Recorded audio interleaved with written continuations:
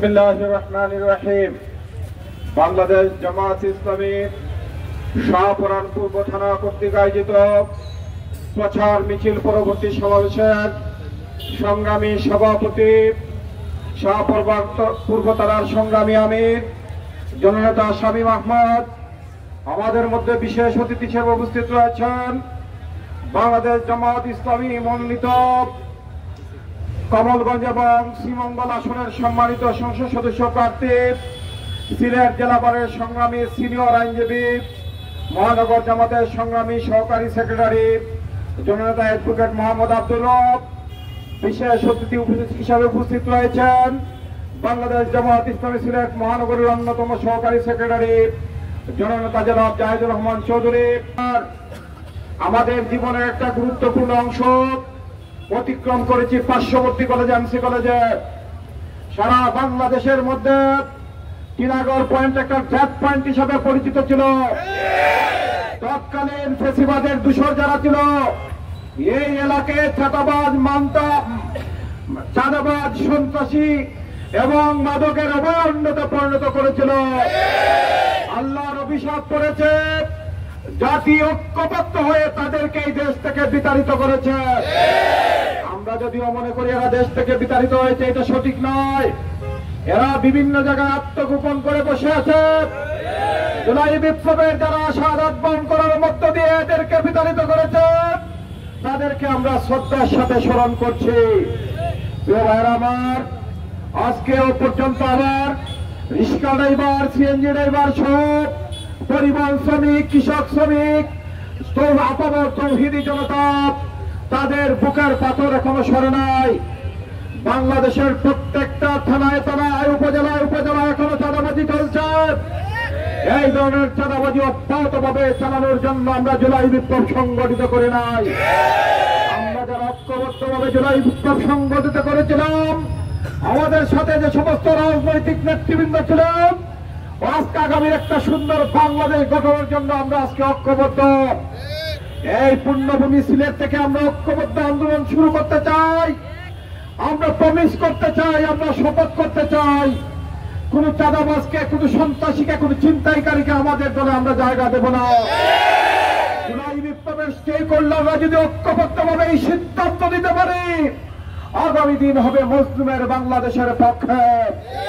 মজলুমরা যেভাবে অতীতে মজলুম ছিল, নির্যাতিত নিপীড়িত ছিল, আজকেও তারা ঠিক অনুরূপভাবে নির্যাতিত নিপীড়িত। আজকে আমার শ্রমিকরা এখন পর্যন্ত দুবেলা পেট পুড়ে খেতে পারে না, চিকিৎসার জন্য তারা তাদের পকেটে অর্থ জমাতে পারে না। আজকে সাধারণ মানুষ অত্যন্ত কষ্টের মধ্য দিয়ে দিনানুপাত করছে। এই ধরনের একটি বাংলাদেশের জন্য আমরা বিগত জুলাই বিপ্লব সংগঠিত করে নাই। বাংলাদেশ জামাত ইসলামী এই সমস্ত মানুষের কথা বিবেচনা করে ফেসিবাদের কবর রচনা করে এবং আগামী দিনে যাতে কোন ধরনের ফেসিবাদ আসতে না পারে, এই লক্ষ্যকে সামনে নিয়ে আগামী 19 তারিখ মহাসমাবেশের ডাক দিয়েছে।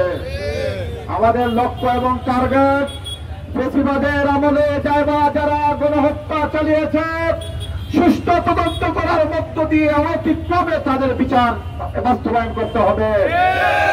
যারা আজকে জুলাই বিপ্লবের সহযোদ্ধা, যারা শহীদ, যারা আগে বঙ্গুত্ব বরণ করেছে, তাদের হৃদয়ের শান্তি এবং প্রশান্তির জন্য জুলাই ঘোষণাপত্র জারি করতে হবে। আমরা ঐক্যবদ্ধভাবে মাঠে ময়দানে যে আজকে আইন শৃঙ্খলার অবনতি দিব্যি চোখে দেখতে পাচ্ছি, এর মধ্যে একটা সুষ্ঠু নির্বাচন করা কোনোভাবেই সম্ভব নয়।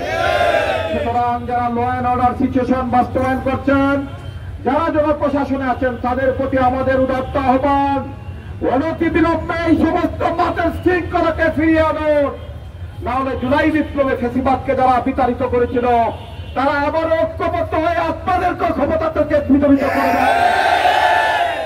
আমার আজকে একটি সুন্দর আগামী দিনের রাষ্ট্র গঠনের জন্য জামাত ইসলামের 7 দফার মধ্যে পিআর পদ্ধতি, প্রফেশনাল রেশিও, এই প্রফেশনাল রেশিও বাস্তবায়নের জন্য জামাত ইসলামী আজকে কাজ করে যাচ্ছে। আমরা এই দেশের আপামর তৌহিদি জনতার খেটে খাওয়া কুলি, মজুর, তাঁতি, রিক্সাওয়ালা, ঠেলাওয়ালার মুখে হাসি ফুটানোর জন্য আমরা আন্দোলন করি। আমরা ব্যক্তিগতভাবে ধন সম্পদ অর্জনের জন্য জামাত আন্দোলন করে না। বিগত 53 বছরের ইতিহাসে জামাত ইসলামের 2 জন মন্ত্রী ছিলেন, কমপক্ষে 50 জন সাবেক জাতীয় সংসদের সদস্য রয়েছেন। বাংলাদেশের এনবিআর অথবা যে কোনো ল অ্যান্ড অর্ডার সিচুয়েশন বাহিনীর দুর্ভিক্ষ যদিও তাদের বিরুদ্ধে 1 টাকার দুর্নীতি খুঁজে পায় নাই। সুতরাং এটা প্রমাণ করে বাংলাদেশ জামাত ইসলামের টাকা রুজির জন্য, পেশার জন্য জাতীয় বাংলাদেশের রাজনীতি করে না। আমরা আহ্বান জানাবো, আমরা যে উজ্জ্বল দৃষ্টান্ত স্থাপন করেছি, আপনারা যারা এই দেশে রাজনীতি করেন আপনারা আমাদের ভাই। আমরা কাঁধে কাঁধ মিলিয়ে আমরা যদি সততার দৃষ্টান্ত স্থাপন করতে পারি, আমরা যদি আমাদের উচ্চবিত্ত পরিবার যদি আমরা বাড়ানোর সিদ্ধান্ত না নেই, তাহলে এই দেশ হবে সোনার বাংলাদেশ। জামাত ইসলামের আহ্বান একটাই, আমরা মানুষের মুখে হাসি ফুটাতে চাই, আমার জন্য আমরা আন্দোলন করি না। আমাদের সাথে মিশবে হচ্ছে বিগত 70 বছরে আজকেও সেই খারাপ ব্যবহার অব্যাহত আছে। আমরা জনসাধারণ সহ আমাদের নেতা কর্মীদেরকে আমরা বারবার বলে যাই, আল্লাহ পবিত্র কোরআনে বলছেন ইদফা বিল্লাতি আহসান, মন্দে জবাব ভালো দিয়ে দিতে হবে। জামাত ইসলামের আমিরে জামাত সারা বাংলাদেশের জামাতের কর্মীদের প্রতি আহ্বান জানিয়েছে, কোন ধরনের উস্কানিতে পা দেওয়া যাবে না, কোন ধরনের সংঘাতে জড়িয়ে যাওয়া যাবে না। চরম ধৈর্য এবং ভালো ব্যবহারের মধ্য দিয়ে এই সিচুয়েশনকে মোকাবেলা করতে হবে। জামাত ইসলামী একটা উদ্দেশ্য, মহৎ লক্ষ্য এবং উদ্দেশ্য নিয়ে বাংলাদেশের জমিনে বিগত 53 বছর যাবত রাজনীতি করে যাচ্ছে।